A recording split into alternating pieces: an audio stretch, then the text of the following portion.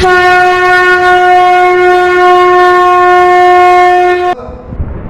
हम चर्चा शनिदेव की करेंगे कि 13 जुलाई को शनिदेव मार्गी से बकरी हो रहे हैं, उल्टी अवस्था पर आ रहे हैं और ये 27 नवंबर तक बकरी रहेंगे।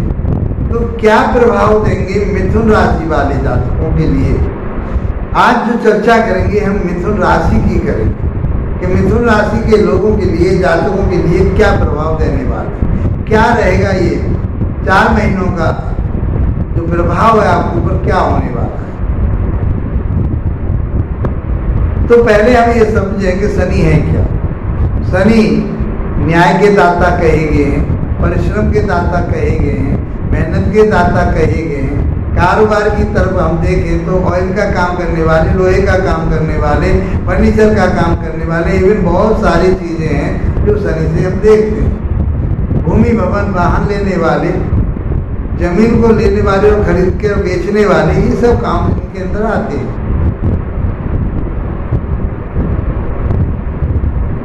ये रिजल्ट जो देते हैं बहुत धीरे धीरे देते हैं।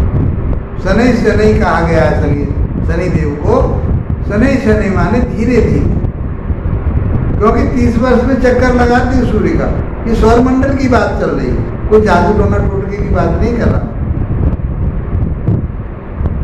ये कोई पाखंड नहीं है ज्योतिष, सौर मंडल के ऊपर आधारित।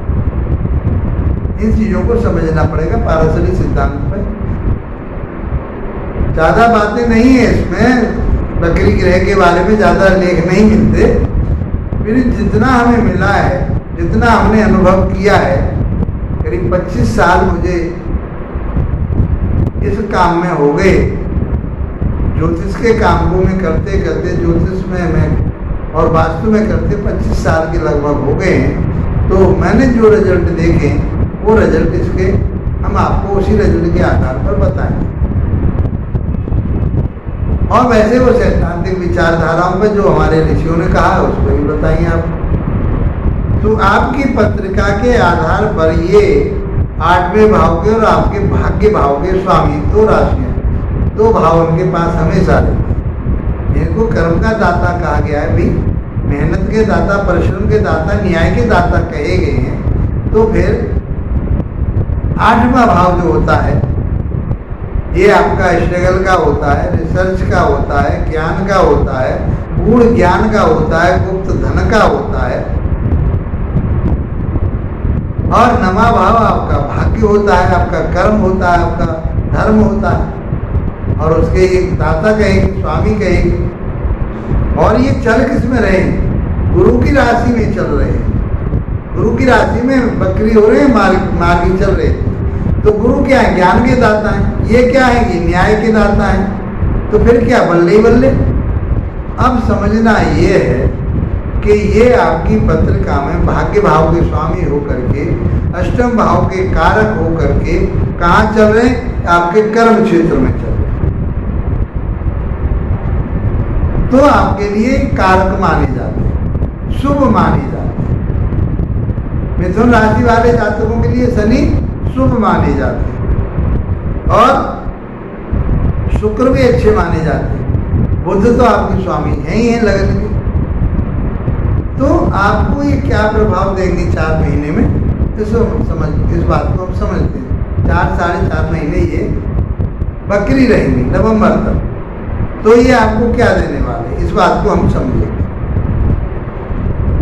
इसमें पहले हम ये बात करें अष्टम भाव की और 9वां भाव, 10वें भाव में बैठे। तो आपको कुछ स्ट्रगल तो देंगे, परिश्रम मेहनत आपसे कराएंगे, बहुत मेहनत कराएंगे और रिजल्ट कम मिलेगा। जो आपको वसीयत कहीं से मिलनी थी, जो आपको लाभ होना था, जो आपके कहीं पैसे फंसे हुए थे, 4 महीने शांत रहिए आप, उसके बाद आपको बेनिफिट होगा। आपका कर्म क्षेत्र भी बढ़ेगा, व्यापार बिजनेस बढ़ेगी। आप चाहे फर्नीचर का काम कर रहे हैं, ऑयल का काम कर रहे हैं, लोहे से संबंधित काम कर रहे हैं, स्क्रैप का काम कर रहे हैं, जो भी आप शनि से रिलेटेड काम कर रहे हैं उसमें आपको बेनिफिट अवश्य मिलेगा। कब मिलेगा? नवंबर के बाद। इस समय आपके अंदर शिथिलता रहेगी, कमजोरी रहेगी, पर आपका जो काम है, जो व्यापार है, बिजनेस है, नौकरी है, प्राइवेट नौकरी कहीं कर रहे हैं, तो वहाँ पर कहीं आपको उथल पुथल देखने को मिल सकती है। आपके सहकर्मी आपकी कहीं चुगली कर सकते हैं, आपको कहीं गिराने की कोशिश करेंगे। तो इस समय आपको क्या करना है? सबसे बड़ी बात है ये उपाय मानिए। उपाय क्या होते? उपाय इसी तरह के, कोई जादू टोना टूटका थोड़ी है कि ऐसा कर देना।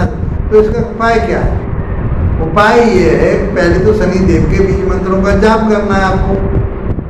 दूसरा उपाय ये है आपके लिए कि धैर्य रखना है, आपको शालीनता रखनी। तो ये समय आपका निकल जाएगा। उसके बाद में आपका व्यापार भी, बिजनेस भी, आप जहाँ नौकरी कर रहे हैं वहाँ से भी, आपके सहकर्मी हैं उनसे भी, या आपके कोई सेवक हैं जो आपके यहाँ काम करते, वर्कर हैं आपके, वो लोग भी आपका सहारा बनेंगे और उनसे आप बहुत कुछ कमा पाओगे, उन्नति और तरक्की होगी। तब नवंबर तक आपको धैर्यता से काम जरूर लेना, गंभीरता से काम लेना। धर्म कर्म पर चलना है। न्याय, धर्म कर्म क्या है? न्याय है, और ये न्याय के दाता कहेंगे। जो भी आप काम करें, धर्म कर्म से, ईमानदारी से काम करें। गुरु आपको ज्ञान दे रहे हैं, बुद्धि दे रहे हैं, और शनिदेव न्याय के रास्ते पर ले जा रहे हैं। तो आप उस रास्ते पर चलेंगे तो इस समय आपका निकल जाएगा, बहुत अच्छी तरह से निकल जाएगा। अन्यथा आपके लिए उदासीनता रहेगी, परिश्रम मेहनत करना पड़ेगा और वो रिजल्ट आपको नहीं मिलेंगे, मन मुटाव भी बने रहेंगे। तो मैंने अष्टम भाव के, क्या नवम भाव के और 10वें भाव की बात करी। अब यहाँ से बैठ करके इनकी जो तीसरी दृष्टि जाती है 12वें घर पर जाती है। तो आप अपने व्यापार को, बिजनेस को यदि कहाँ ले जाना चाहते हैं, 12वां भाव होता है आपके विदेश का, कोर्ट कचहरी, थाना दरबार का, हॉस्पिटल का, सैया सुख का, मोक्ष का भी कहा। तो ये चीजें आपको जब प्राप्त होंगी जब आप शालीनता से, धैर्य से चलेंगे। तो आपको कोई कोर्ट कचहरी का मामला फंसा हुआ था, 4 महीने रुकिए, उसके बाद में वो आपका फाइनल हो जाएगा।